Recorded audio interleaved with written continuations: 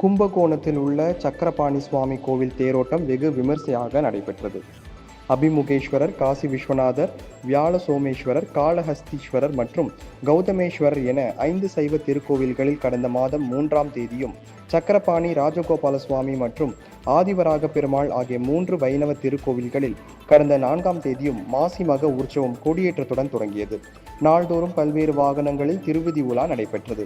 விழாவின் முக்கிய நிகழ்ச்சியான இன்று சக்கரபாணி சுவாமி திருக்கோவிலில் சுதர்சனவள்ளி மற்றும் விஜயவள்ளி தாயார் சமேத சக்கரபாணி சுவாமி 4 குதிரைகள் பூட்டப்பட்ட அலங்கரிக்கப்பட்ட திருத்தேரில் எழுந்தருள ஏராளமான பெண்கள் உட்பட நூற்றுக்கணக்கானோர் கொட்டுமலையில் தேரை வடம் பிடித்து இழுத்தனர்.